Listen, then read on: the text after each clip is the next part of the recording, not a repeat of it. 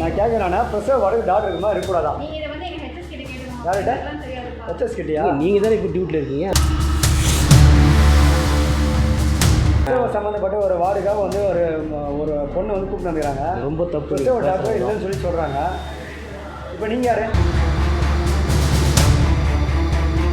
Duty 5 மணி முடிஞ்சிச்சு. Duty இல்லை, வேறு யாரும் இல்லை, வேறு யாரும் இல்லை. சரி ஓகே. ஒரு டாக்டர் வந்து பிரசவ வார்டுக்கு டாக்டர் இருக்குமா இருக்கக்கூடாதா? பிரசவ வார்டுக்கு ஒரு டாக்டர் இருக்குமா இருக்கக்கூடாதா? இந்த பேஷண்ட்டுக்கு நாங்க என்ன பண்ணணும்னு சொல்லி அது வேண்டாம் மேடம்.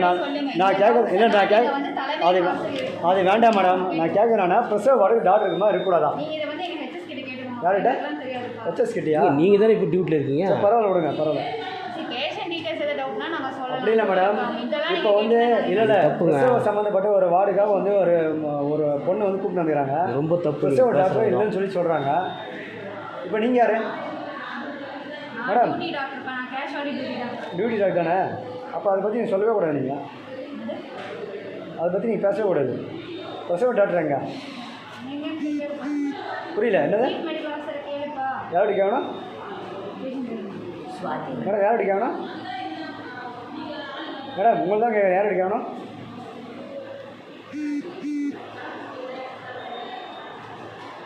பாலாஜி ஜிஹெச்சில் வந்து பிரசவ டாக்டர் இல்லை.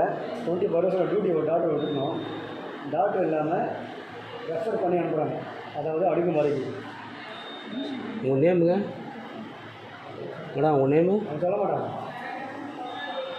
அவங்க டாக்டர் இல்லைன்னு சொல்லிட்டாங்க. அவங்க தான் ஒரு பிரசவ டாக்டரே இல்லை. ரெக்கார்டிங் நான் போட்டு வரேன், பார்த்துருவேன்.